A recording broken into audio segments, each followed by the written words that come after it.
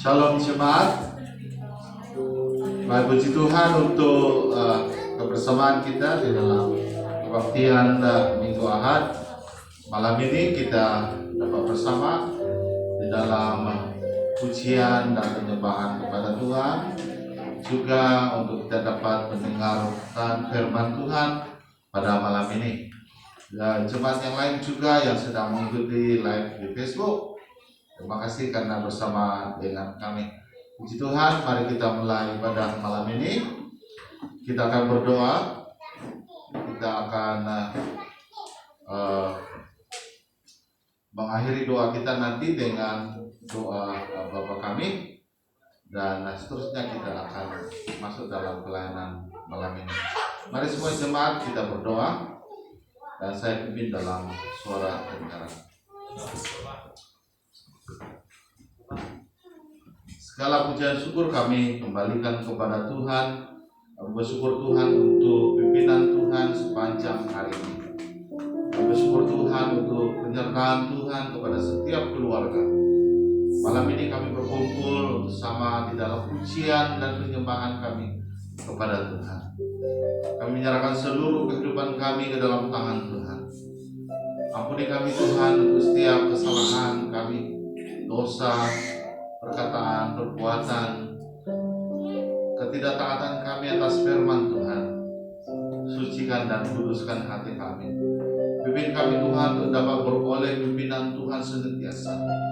Hidup dekat dengan Tuhan, bergaul di dalam setiap permohonan doa kami kepada Tuhan.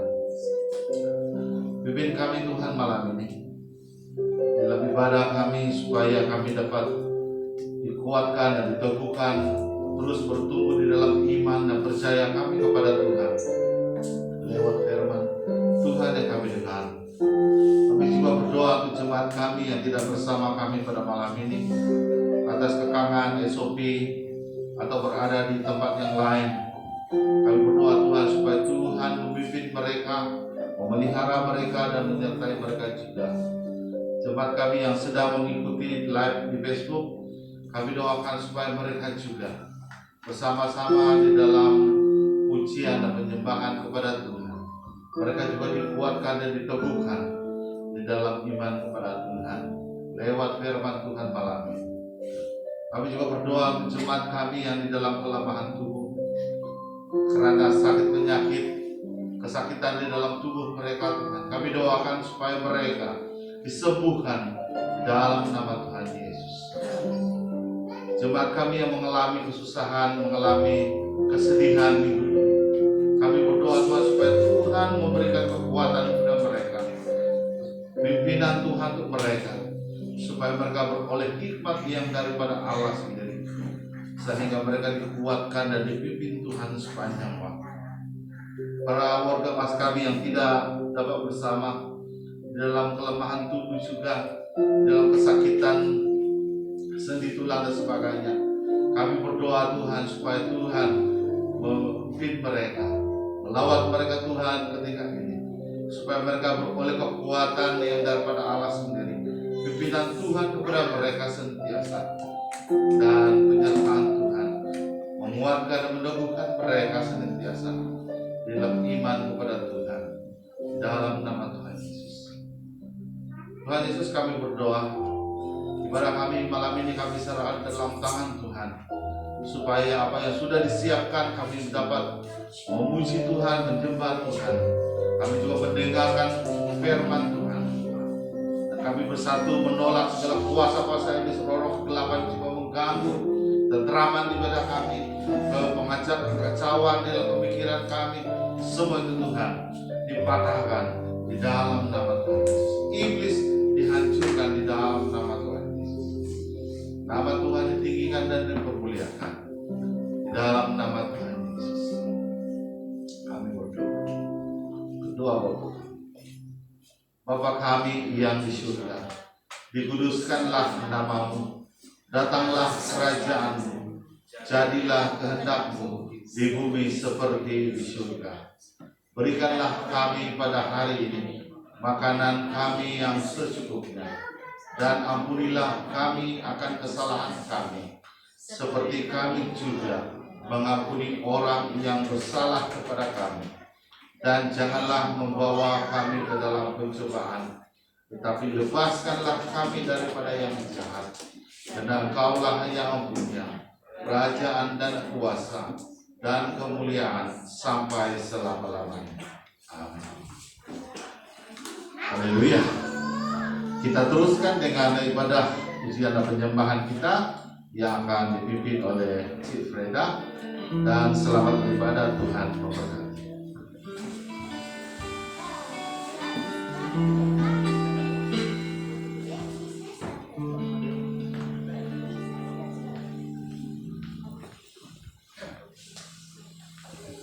Shalom. Shalom. Kita bersyukur karena pada malam ini kita dapat berkumpul bersama. Mari kita semua berdiri. Kita akan memuji Tuhan dengan beberapa buah lagu.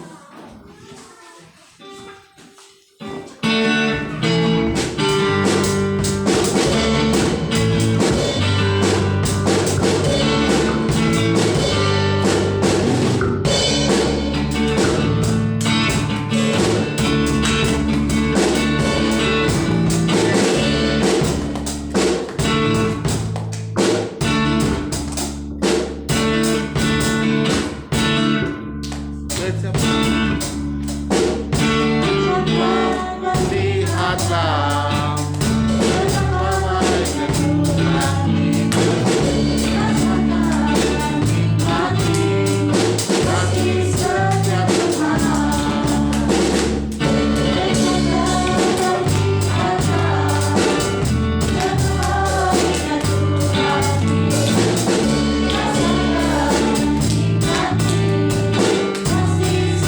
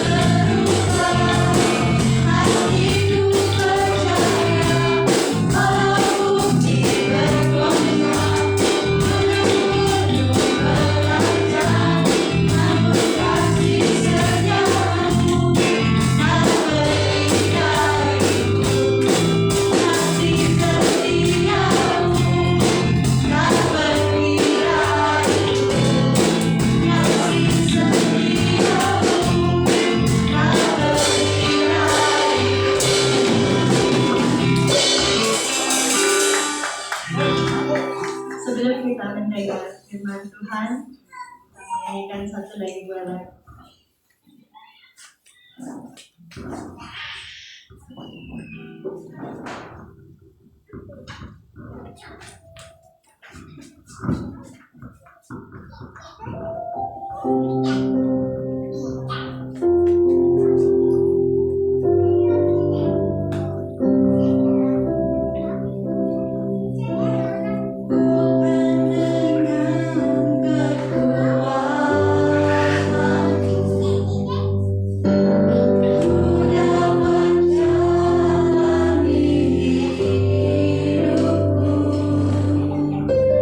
Tanpa Tuhan yang bisa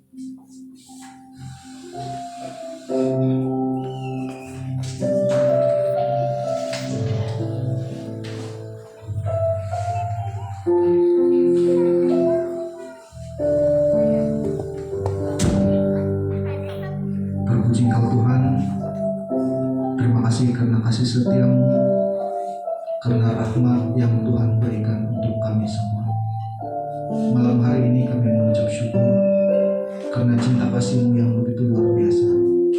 Tuhan sudah memampukan kami. Tuhan sudah membawa kami sampai ke tempat ini. Bukan karena kekuatan kami, tetapi Tuhanlah yang membuka jalan. Sebentar kami mau mendengar firman-Mu, kami berdoa, kami memohon kiranya Tuhan persiapkan hati kami semua untuk mendengar, mengolah, dan juga menyimpan dan terus bertumbuh di hadapan Tuhan. Terpuji Engkau Tuhan, ini doa kami, dalam nama Tuhan Yesus kami berdoa. Amin. Terima kasih, silakan duduk.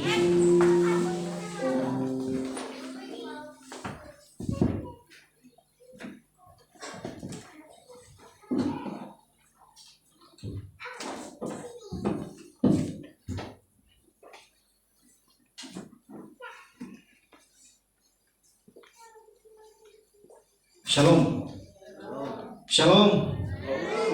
Kita mengucap syukur karena malam hari ini sekali lagi kita dapat bertemu bersama dalam ibadah ini. Syukur karena membuat pilihan yang tepat. Walaupun penat seharian, tapi pilihan yang sangat tepat adalah datang beribadah sebelum dan selepas itu kita berehat bersama. Seperti tema bulan ini, temanya adalah semakin membesar dan bijaksana. Dan teks untuk tema kita ini adalah Lukas 2 ayat yang ke-52. Mari kita buka dalam Lukas 2. Lukas 2 ayat yang ke-52. Lukas 2 ayat yang ke-52. Lukas 2 ayat yang ke-52 berkata begini. Dan Yesus makin bertambah besar dan bertambah hikmatnya dan besarnya dan makin dikasihi oleh Allah dan manusia. Dan Yesus makin bertambah besar dan bertambah hikmatnya dan besarnya dan makin dikasihi Allah dan manusia, dalam terjemahan bahasa Indonesia. Sedang jemaah yang dimuliakan Tuhan, kita semua pernah menikmati masa kecil. Tidak ada orang pada masa ini, tidak ada manusia yang tidak pernah mengalami masa kecil. Malam hari ini kita mau santai-santai saja, tak usah tegang-tegang. Kita mau ingat-ingat kembali masa dulu kita. Masa dulu pasti kita ada masa kecil yang menyeronokkan, masa kecil yang mungkin pahit sedikit, masa kecil yang mungkin biasa-biasa saja, tapi semua kita punya masa kecil. Saya suka dengar cerita orang dulu-dulu, orang lama. Kalau umur-umuran, tahun-tahun lahir dari 86 sampai sebelum itu, bukan zaman telepon, masa kecil kita main jarpoen. Kamu tak tahu jarpoen kan? Masa kecil kita main jarpoen, kalau ada sungai main sungai. Masa dulu tidak kena saman, kalau kena tampar atau kena rotan. Hari ini kena saman sudahlah kan. Dulu selalu makan penampar mama atau bapak, selalu kena tali pinggang. Dulu habis sekolah kadang tidak sampai rumah, balik ke rumah sudah kotor dan sebagainya. Kita punya masa lalu yang sama dan berbeza. Kalau dulu masa sekolah masih boleh main guli di bawah kulung. Saya ingat masa saya tahun 2, kami tahun berapa tuh? Tahun 2 berapa tanggalnya itu? Berapa tahun apa sudah?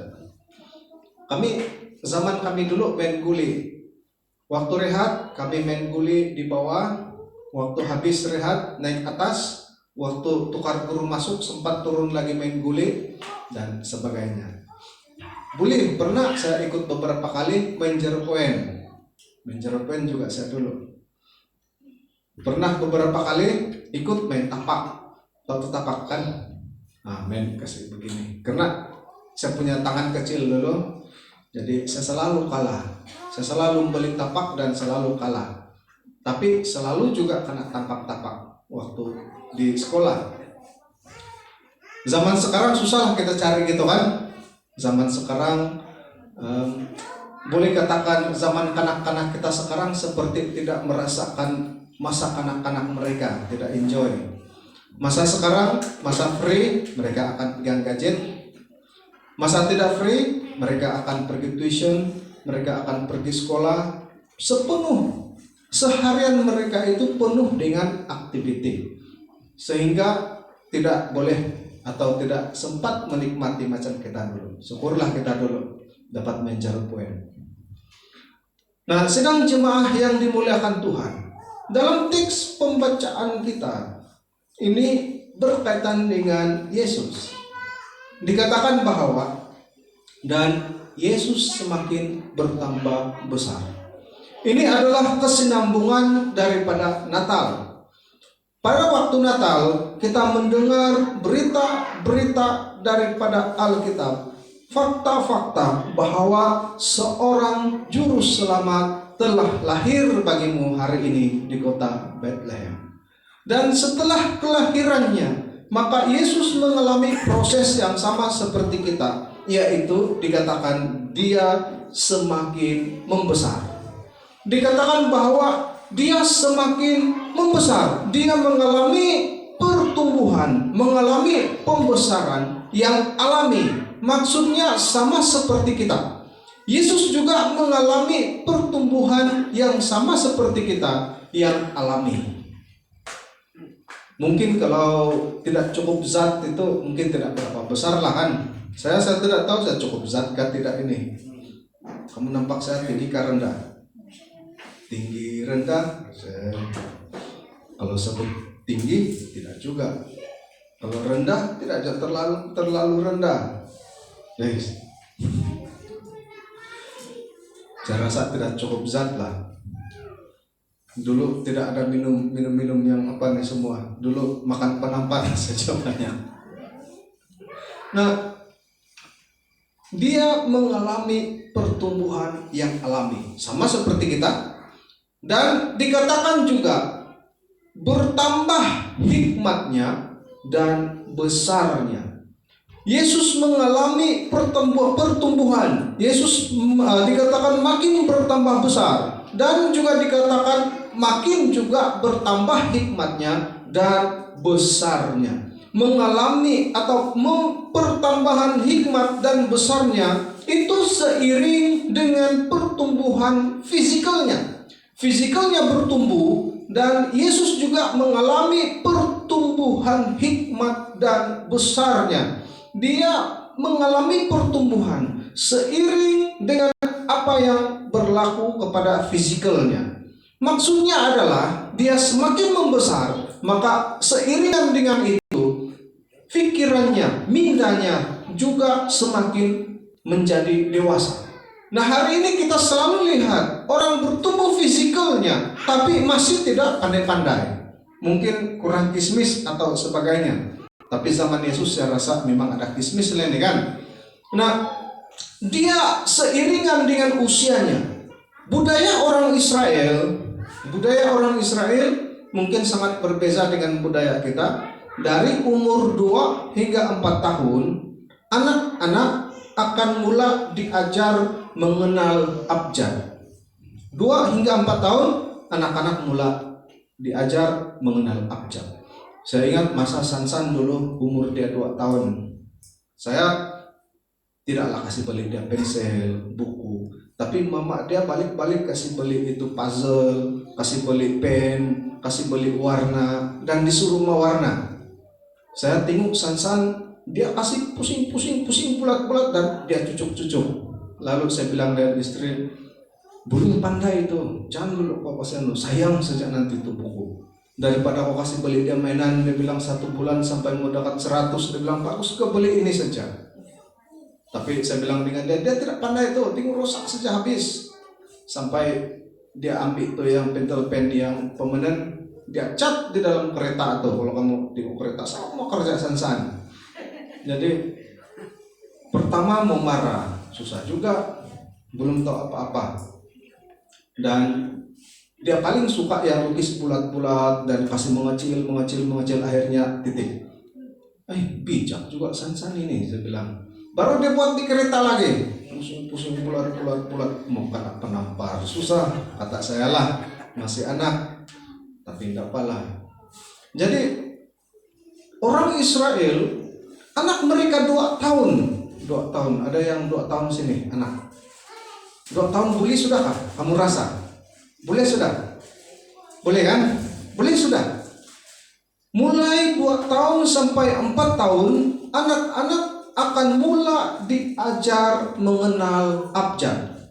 Dan dari umur 5 sampai 7 tahun, anak-anak sudah mulai belajar membaca. Dari 5 tahun sampai yang ke 7 tahun. Pastikan 7 tahun dia sudah lancar membaca. Sebab mereka harus kejar masa. Karena selepas 7 tahun ada tugas lain lagi. Jadi 5 sampai 7 tahun mereka mesti boleh membaca dengan lancar. Kita 7 tahun antar anak di sekolah, sekarang boleh sudah. Kalau musim kami dulu tadika tidak wajib. Pergi tadika pun takut. Sampai ada orang cakap kalau pergi tadika dia orang kasih sedia Milo, kasih sedia biskut, kasih sedia kui-kui. Jadi bagus di tadika sebenarnya, katanya lah. Tapi saya tanya kawan-kawan dulu waktu tadika dulu, dia bilang mana ada? Tiada. Tapau makanan, tapi dia orang kasih minum juga lah. Nah, tarikan kepada anak-anak. Hari ini banyak tarikan kepada anak-anak. Nah, 7 tahun pastikan sudah lancar membaca. Dan tugas seterusnya setelah lancar membaca, dari umur 8 tahun sampai 20 tahun, anak-anak sudah mula menghafal. Mereka sudah mula menghafal, mengaji. Kenapa saya sebut mengaji? Bukan muslim sejak mengaji. Kalau kita lihat, mengaji itu mulai daripada Timur Tengah, mulai daripada orang-orang Israel. Mereka sudah mulai mengaji. Mereka mengaji dan mereka menghafal hukum Taurat. Coba kamu lihat Alkitab kamu yang 5 kitab itu hukum Taurat. 5 kitab tulisan Musa, yang semua itu harus mereka hafal.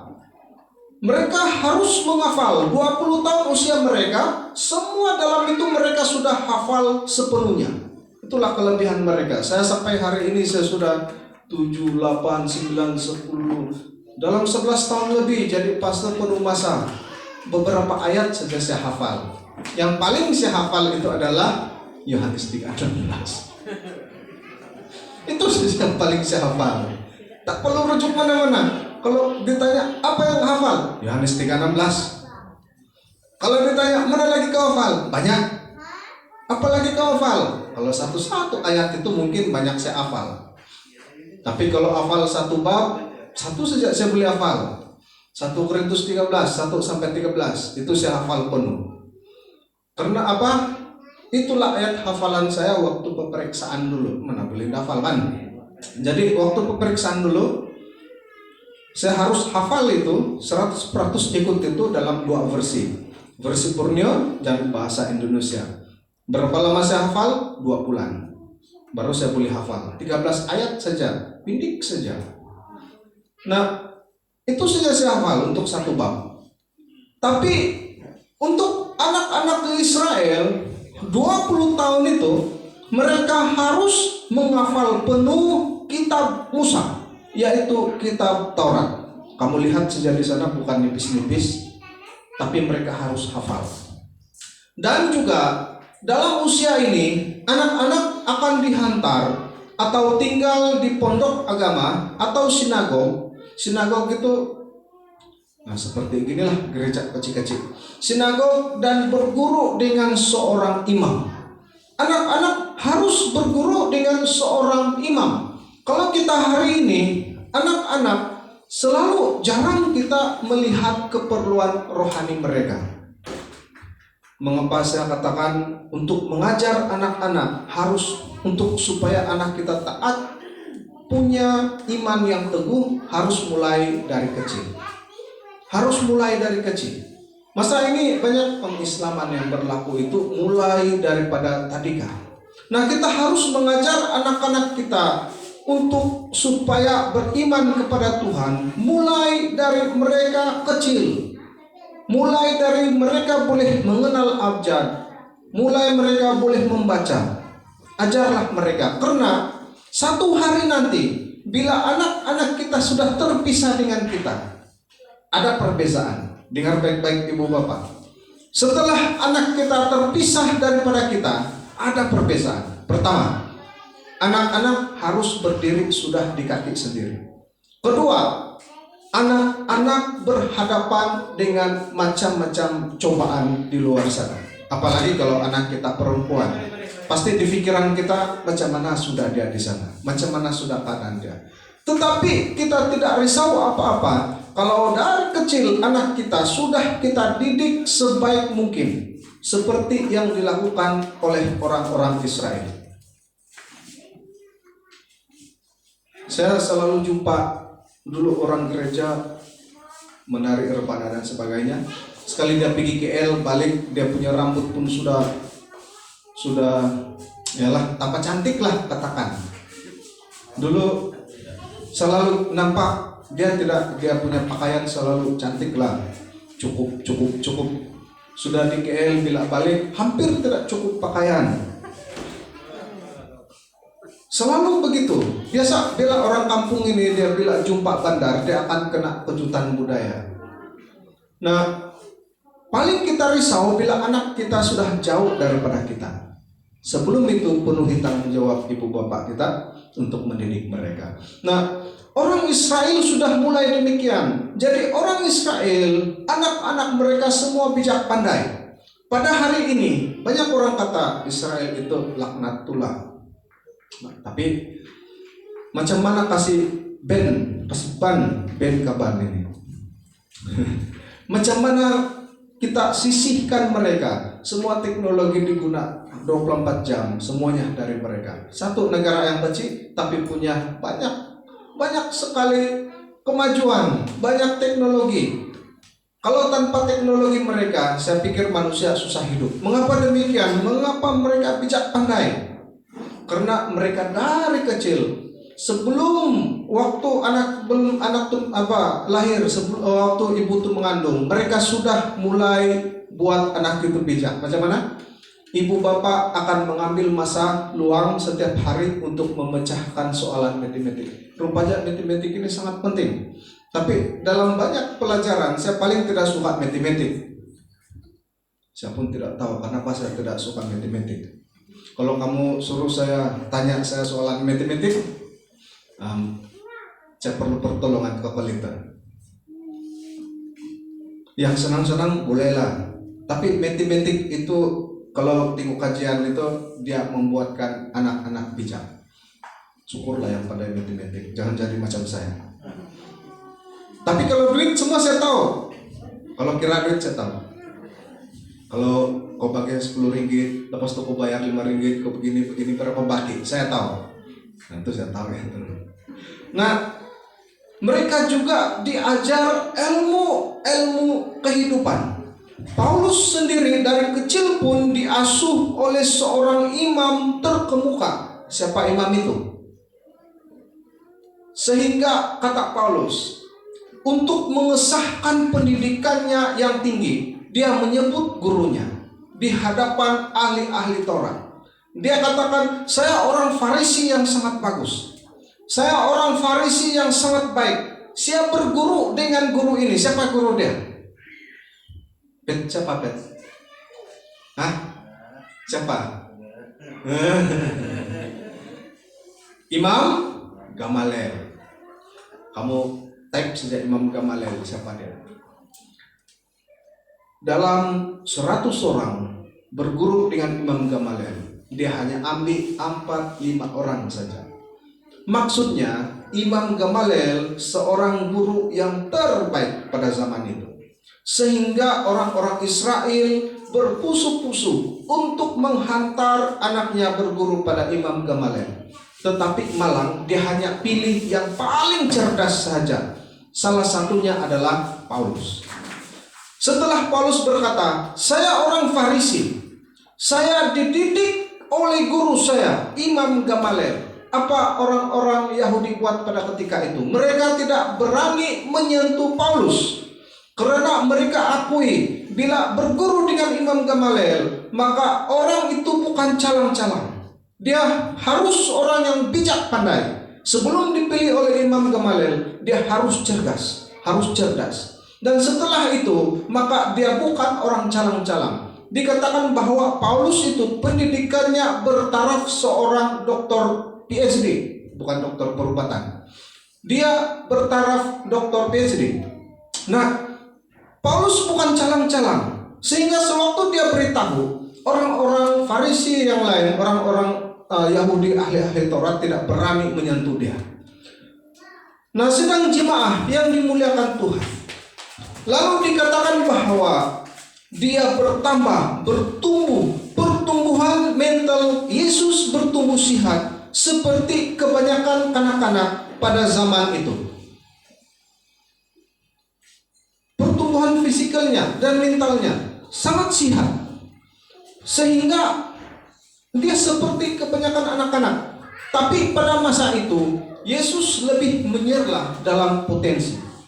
Dalam potensi dia dikatakan lebih cerdas. Yesus dikatakan lebih cerdas, lebih bijak, lebih pandai. Dan dikatakan bahwa dia membungkam orang-orang. Tahu membungkam macam mana? Membungkam sehingga kita terheran-heran. Nah, inilah yang dia buat. Yesus membungkam orang-orang, bahkan ahli-ahli Taurat. Ahli-ahli Taurat ini adalah orang-orang yang pakar dalam Taurat. Kejadian semasa Yesus berada di rumah Tuhan, sewaktu mereka pergi Yerusalem untuk buat pembancian. Kalau kita baca setelah waktu itu dikatakan, "Anakku, kenapa menyusahkan?" Bahasa saya lah. "Anakku, kenapa menyusahkan kami? Kami mencarimu di merata-rata tempat." Lalu apa kata Yesus? Dia katakan, "Saya tidakkah kamu tahu bahwa saya harus berada di rumah Bapakku?" Dan teks selepas itu dikatakan bahwa Yesus membuatkan orang-orang ahli-ahli Taurat menjadi bungkam. Maksudnya dengan tubuh yang sekecil begitu, masih kanak-kanak, sudah punya pikiran yang jauh lebih cerdas, sehingga dengan usianya itu sepatutnya dia tidak punya pengetahuan demikian. Karena itu orang-orang yang mendengarnya menjadi terheran-heran, menjadi bungkam. Saya belum pernah nampaklah anak-anak macam begitu. Masa usia saya dulu, zaman-zaman kecil saya dulu, tidak ada saya jumpa. Tetapi benda ini betul-betul berlaku ada di muka bumi ini, yaitu Tuhan Yesus sendiri yang melakukan. Itu sudah menunjukkan, membuktikan dia bukan manusia biasa. Nah, sidang jemaah, dia membungkam orang-orang, dan dia juga dikatakan bertambah di dalam hikmat. Dia lebih berhikmat. Ada orang tanya saya, "Pastor, apa itu hikmat, berhikmat, dan berhikmat, dan apa itu cerdas? Apa itu pandai?" Nah, pandai itu kan dalam hal lain, tapi hikmat itu yang lebih dalam daripada pandai. Nah, sedang jemaah, dikatakan hikmat, kuasa pikiran yang luar biasa yang dimiliki, yaitu kuasa memikir. Kuasa memikir. Sebab itu selalu bila kita berhadapan dengan masalah, pertama-tama yang Rasul Paulus ajar adalah mintalah hikmat kepada Tuhan. Mintalah hikmat. Karena di dalam hal ini kecerdasan pikiran kita, bijak pandai kita tidak boleh membantu kita. Tetapi yang boleh membantu adalah hikmat. Sebab itu bila berdoa dikatakan mintalah hikmat daripada Tuhan. Nah, sedang jemaah, hikmat, kepandaian, bijaksana, mengetahui dan mampu berpikir secara lebih dalam lagi, secara sangat mendalam. Ini yang terjadi pada Yesus pada ketika itu. Dia punya kuasa pikiran yang sangat dalam, bukan macam yang X-Men itu. Siapa yang X-Men tuh yang ada kuasa otak tuh? Siapa tuh? Siapa nama dia tuh? Hah? Xavier. Ya, Xavier. Tapi bilang waktu saya baca itu ada orang yang betul-betul punya demikian. Dia disebut sebagai psychic. Dia boleh pengaruh orang karena dia katakan otak manusia ini ada energi. Bila digunakan lebih banyak, dia ada tenaga seperti magnetik, sehingga dia menghasilkan satu tenaga yang boleh mempengaruhi magnetik atau tenaga lain. Jadi saya tidak tahulah sebab sini kita semua tidak ada kita yang ada di sini. Cuma mungkin kalau naluri atau yang boleh mengetahui, ada aura untuk mengetahui, mungkin suami istri ada. Coba suami tanpa cakap apa-apa kasih signal istri suruh masak pun dia tahu. Kalau macam istri saya waktu saya lapar, saya tengok sejadah gini terus dia pergi dapur, perang, sudah habis, siap.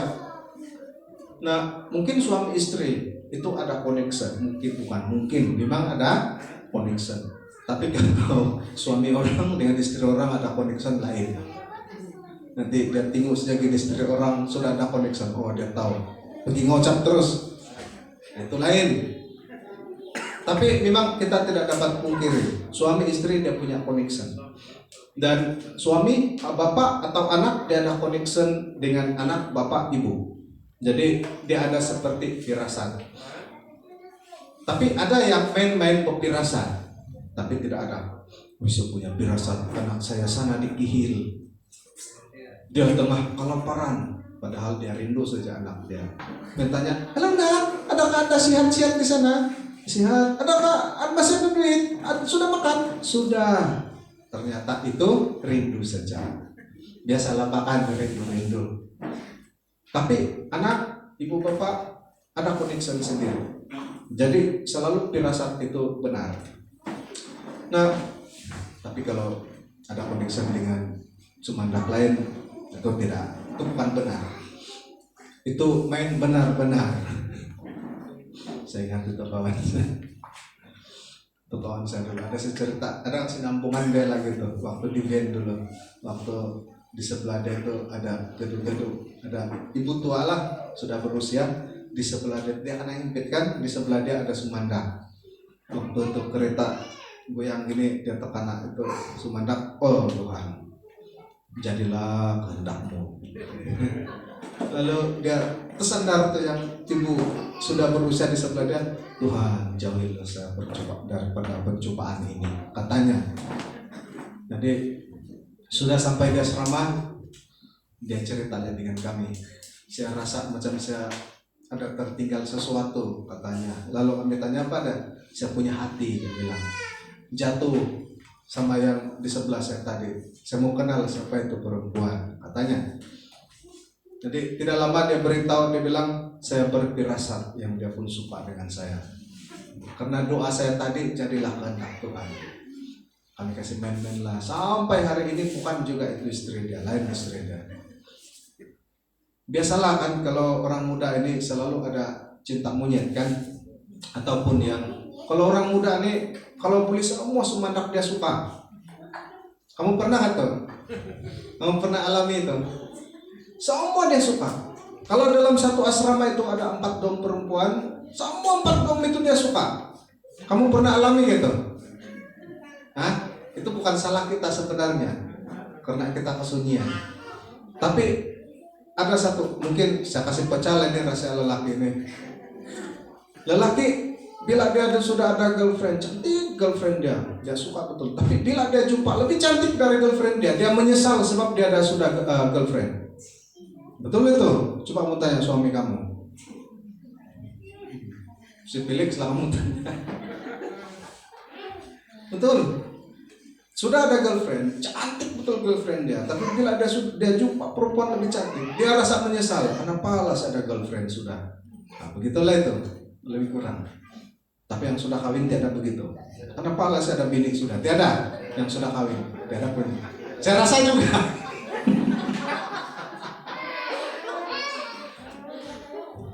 kadang.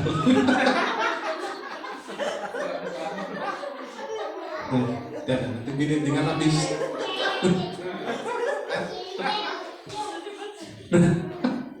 Anda Pak saya.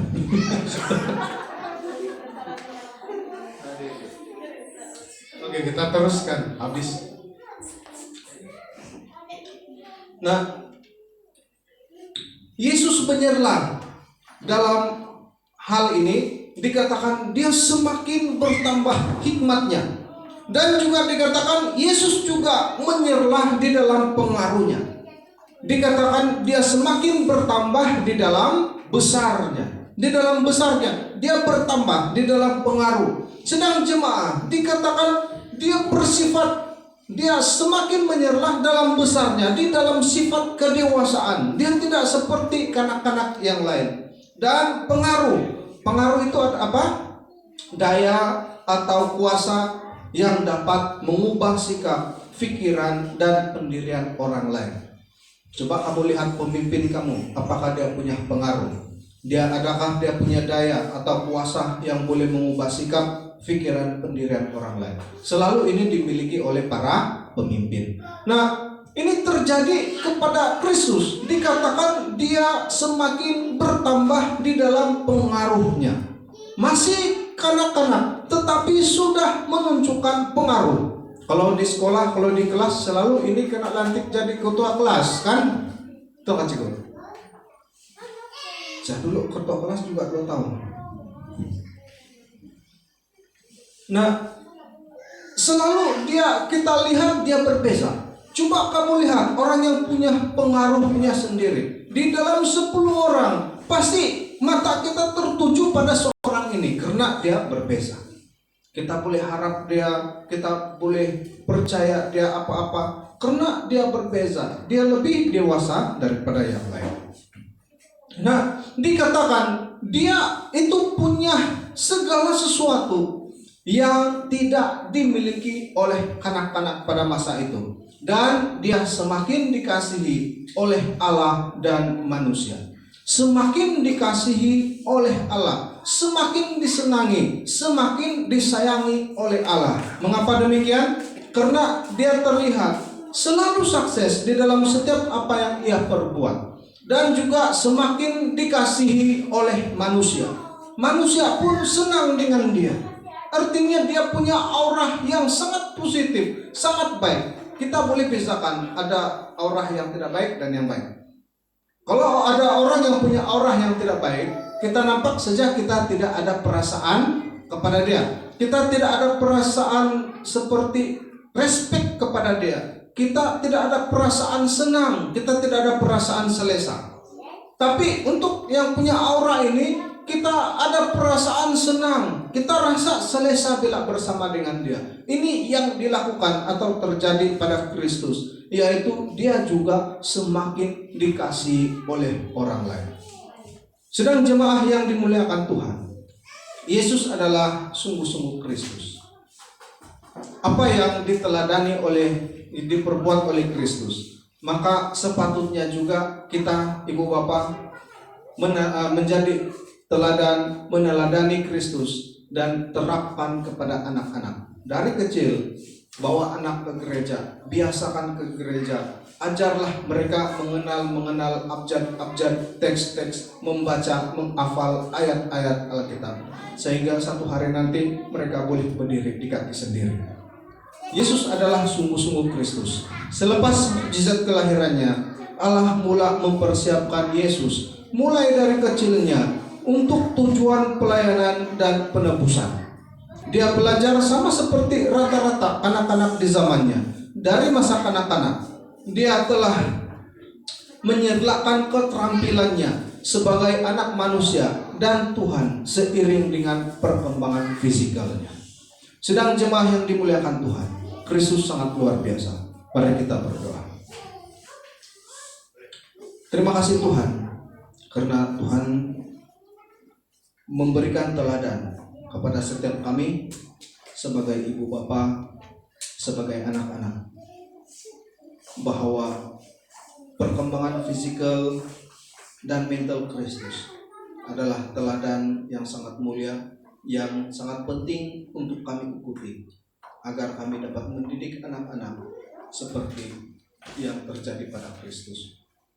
Kami berdoa supaya kami juga dari mulai baik rohani sampai kepada orang dewasa dalam rohani, Tuhan, kiranya kami terus meneladani Kristus yang semakin bertumbuh setiap hari, yang semakin menjadi besar, yang semakin memperlihatkan keterampilannya sebagai pemimpin yang luar biasa dan sebagai Tuhan.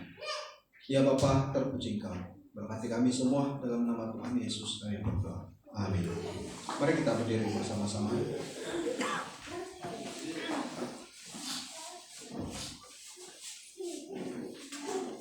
Aku percaya kepada Allah Bapa yang Maha Kuasa, Khalik Pencipta langit dan bumi, dan kepada Yesus Kristus Anaknya yang tunggal, Tuhan kita yang dikandung dari Roh Kudus, lahir dari anak darah Maria, yang menderita sengsara di bawah pemerintahan Pontius Pilatus, disalibkan, mati dan dikuburkan, turun ke dalam kerajaan maut. Pada hari yang ketiga bangkit pula dari antara orang mati, naik ke surga, duduk di sebelah kanan Allah Bapa yang Maha Kuasa, dan dari sana Ia akan datang untuk menghakimi orang yang hidup dan yang mati. Aku percaya kepada Roh Kudus, gereja yang kudus dan am, persekutuan orang kudus, pengampunan dosa, kebangkitan tubuh dan hidup yang kekal. Amin. Silakan duduk. Saya serahkan pada pengumuman Cibulis.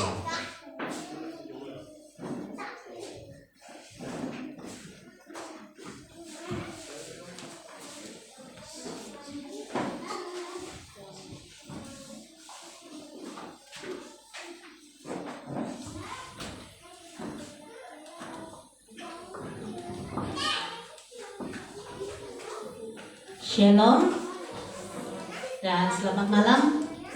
Puji Tuhan, hari ini saya rampak macam ramai pula anak-anak. Puji Tuhan, kita masih ada kesempatan untuk bersama. Kalau minggu lepas saya tidak dapat hadir, sudah buka sekolah, sibuk kan. Lepas itu terkena lagi dengan masalah anak, dan minggu lepas saya di kuarantinkan sebab swab test dari 6 hari bulan, 10 hari bulan yaitu hari Isnin baru buka gelang, gara-gara untuk arahan daripada hospital kanak-kanak dan wanita, sebab anak saya yaitu Joel yang ketiga diarah untuk masuk ward. Tapi puji Tuhan, sangat puji Tuhan, hari Selasa tu saya pergi ke hospital jumpa dokter pakar rheumatologi. Okay, puji Tuhan sangat. Dokter itu katakan tidak perlu masuk ward. Kalau masuk ward saya sudah susah hati. Satu, kerja saya tertinggal. Sebab sekarang ni saya tahun ini menjaga 3 kelas peperiksaan SPM, di mana exam tu akan bermula bulan Februari actually, yaitu ujian amali sains tulis dan juga ujian lisan BM dengan BI, baru diikuti dengan bulan Mac ujian bertulis. Jadi agak beratlah mau tinggalkan kelas. Sebab itulah temponya saya berjumpa dengan pelajar dan bagi latihan yang terakhir. Sebab PKP kan, dalam hati saya macam mana lah ini. Sekali jumpa dokter katakan tidak perlu masuk ward walaupun sudah saya karantin. Tidak perlu, alasan dokter itu katakan sekarang COVID meningkat dan boleh dipantau dari segi pemakanan obat lah. Jadi sekarang ni anak saya dipantau dari segi pemakanan obat, dan obat itu kena jaga-jagalah sebab kandungan obat itu sangat tinggi dan dia akan efek bahagian tulang. Right, so kita akan terus doa untuk dia. Semoga dia bulan Februari ini kami ada lagi review. Hari itu kami Joel diambil darah sebanyak 50 ml. Besar juga lah. Terkejut juga. Saya tanya dia sakit kah? Tidak. gampang. Tidak rasa sakit dalam oke saja, tidak pitam pun. Lepas tu oke juga dia. Jadi 7 hari bulan Februari ini sekali lagi kami kena diarang untuk ambil darah, ambil darah dan juga jumpa dokter mulut. Selepas tu 14 hari bulan kami sekali lagi jumpa dokter pakar rheumatologi lah, mau tengok hasil dia adakah perubahan, sebab dia masih dalam siasatan, tidak tahu apa sebab. Sebab mata dia pelik. Sudah rawat lebih kurang dapat sudah hampir 2 tahun tidak ada penyembuhan, masih kekal begitu. Jadi dokter sedang carilah sebab dia. Jadi terus doa untuk dia dan harap ada kesembuhan yang cepatlah, agar yang tidak teruskan obat. Saya pun risau juga tentang obat sebab obat itu menyebabkan masalah tulang. Kalau terlampau panjang, mungkin tulang dia akan tidak kuat, mudah patah, dan juga pertumbuhan tulang pun tidak begitu baiklah. So teruskan doa untuk dia lah. Tapi puji Tuhan sangat tidak perlu masuk ward, pantau dari obat. Jadi sambil memantau dia, sambil saya boleh urus kerja sekolah. So itu hanya orang bilang sharing saya lah. Oke, sebelum saya sampaikan pengumuman, kita jalankan pemberian uang persembahan. Awal sudah dibagi. Oke, mari kita berdoa dulu. Mari kita berdoa. 亲爱的天父，满心感谢主能够再一次的带领我们来到主的当中，感恩主的带领之下，赐给我们一个美好的一天。谢谢你所赐给的一切，包括我们的天气、我们的家庭、我们的健康还有平安。主啊，现在我们要献上我们的奉献，让我们所赐给的一切都是从我们的心里，让这个奉献能够侍奉你，让你的荣耀，让你的心思能够传达，让这个金钱真正的去利用正确的方式，好吧？也求你继续的带领我们的财政，赐给他聪明智慧来去处理这些金钱啊，爸爸。我把一切全部交托把你手中，愿主天父祝福这样的祷告，是奉靠主耶稣基督的生命祈求，阿门。Oke, saya minta sebelah sini dahulu, seperti biasa, SOP. Oke, saya teruskan pengumuman. Walaupun sudah tahun yang baru, tahun 2022. Hari ini banyak pula anak-anak. Oke, so activity masih dijalan seperti biasa, bermula pada hari Isnin, yaitu masih lagi kita secara online, tidak dapat bersemuka, yaitu persekutuan ataupun doa khas untuk COVID-19 jam 8 malam. Jadi dijemput jemaat untuk bersama. Kemudian Selasa atau Rabu adalah persekutuan keluarga, jadi setiap keluarga ambillah kesempatan untuk bersekutu. Kemudian hari Kamis, hari Kamis kita ada persekutuan doa syafaat juga online, jadi dijemput semua jemaat untuk bersama. Walaupun dalam keadaan sibuk kan, teruskan saja bersama dalam secara online. Tapi yang tidak dapat online, tidak apa, kita ada siaran langsung juga melalui Facebook kan. Hari Sabtu, saya rasa persekutuan kelompok sel tidak ada kan minggu ini. Tidak ada. Persekutuan, latihan hari Sabtu jam 7 petang. 6 kah? Jam 6 kah jam 7 tuh? 7 pertama. Jadi dijemput yang teringin untuk bersama dalam pelayanan, walaupun tidak pandai tapi teringin dijemput untuk bersama, sama-sama ikut latihan lah. Saya rasa itu. Saya ada tambahan lagi kah? Tidak. Mesyuarat Sabtu, mesyuarat apa? pujian dan penyembahan jam 7. Oke, untuk semua pemimpin pujian termasuk atau pemain musik saja. Oke, semua ahli pujian dan penyembahan yang terlibat hari Sabtu ini ada mesyuarat khas jam 7 petang. Jadi dijemput untuk bersamalah sama-sama kita bincang untuk memberikan idea. Sebab ide kamu itu sangat penting. Saya rasa itu saja. Tidak ada lagi kan? Oke, kalau tidak ada saya jemput pastor untuk doa penutup.